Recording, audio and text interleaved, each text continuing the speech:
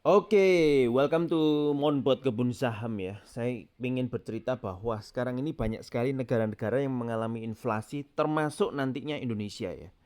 Cuman kebetulan memang inflasi Indonesia masih seperti ini. Tetapi teman-teman harus bisa mengantisipasi, betul ya? Karena banyak sekali negara-negara yang lain itu, contoh seperti Iran. Itu inflasinya modelnya kayak gini loh. 1 gram emas di sana itu sudah 160 juta rial atau naiknya 115 kali lipat. Nah, lalu ada juga hyperinflation di mana? Di Venezuela ini mereka membuang uang mereka di tempat sampah ini karena hyperinflasi ya. Uang kertasnya sudah tidak berfungsi dengan baik. Nah, ini yang harus teman-teman antisipasi. Ya. Lalu di sini ini adalah contoh nyata ya. Ini saya cuma ngambil contoh aja menurut keyakinan saya atau pendapat saya ya. Di Malang itu rata-rata sewa tempat kalau 2 ruko seperti itu bisa nyampe 220 juta. Berarti satu ruko sewanya berapa? 80 sampai 100 juta. Dan ini minimal 2 tahun dan nego. Nah, ini menurut saya merupakan inflasi. Kenapa saya sebut inflasi? Karena zaman dulu sewa tempat itu nggak setinggi ini. Zaman dulu setahu saya ya, sewa tempat itu kurang lebih kalau sampai 2 ruko itu kurang lebih sekitar 150 juta atau 100 juta. Tetapi sekarang udah naik jadi 200 juta lebih nih. Bisa nego tetap ya. Cuman maksud saya gini, zaman sekarang siapa sih yang pengen sewa menggunakan ruko? Ya kan pertanyaannya seperti itu kan. Kebanyakan orang sudah mulai work from home, freelance, ya kan? Atau mungkin mereka work from anywhere, bisa di cafe, bisa dimanapun itu.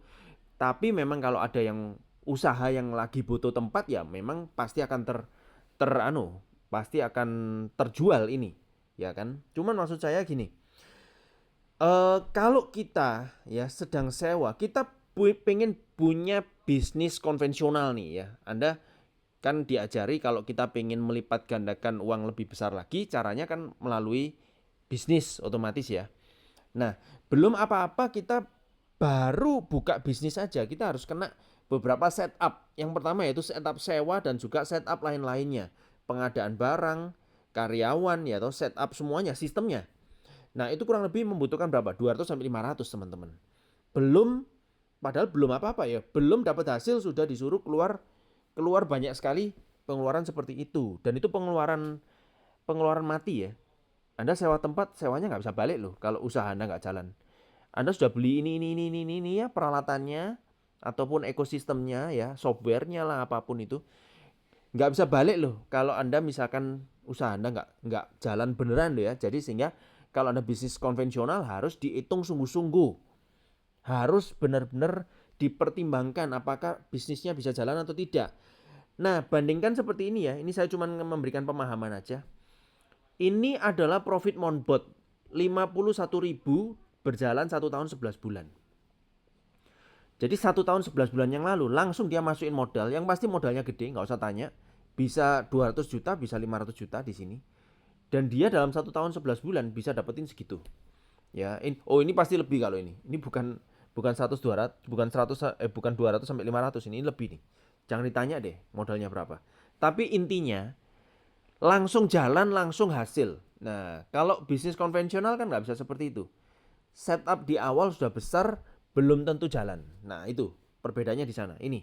Kedua, ini jalan 7 bulan dapat 21.000.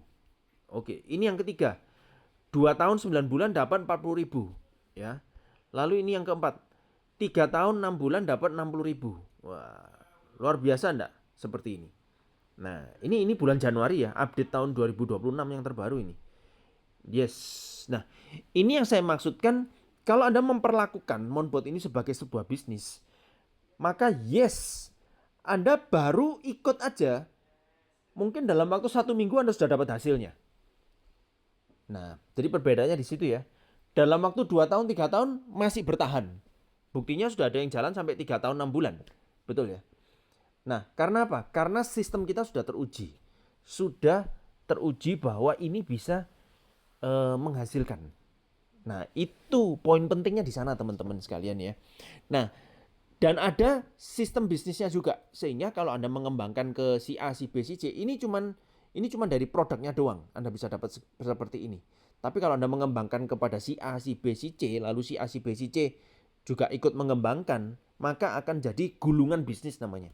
Namanya bukan lagi sekedar bisnis, tapi percepatan bisnis atau gulungan bisnis. Ini yang dimaksud dengan kalau zaman dulu mungkin istilahnya bisnis Indomaret, nah franchise di mana-mana. Bisnis McDonald, franchise di mana-mana. Bisnis kapan hari yang sempat viral apa itu Mixway, tiba-tiba punya cabang di mana-mana ya, tapi itu model bisnisnya memang kurang ya begitulah ya, mungkin teman-teman tahu sendiri lah ya. Nah, yang misalkan yang sukses lah, contohnya misalkan franchise apa hari ini ya? Eh Franchise apa hari ini yang berhasil ya? Saya juga nggak ngerti kalau bisnis konvensional ya, karena bisnis konvensional itu ada up and down-nya. Beda dengan pasar modal. Kalau pasar modal, saya 16 tahun yang lalu, 17 tahun yang lalu dengan hari ini sama aja. Sama aja hasilnya. Ya kan tergantung modalnya aja sekarang ini.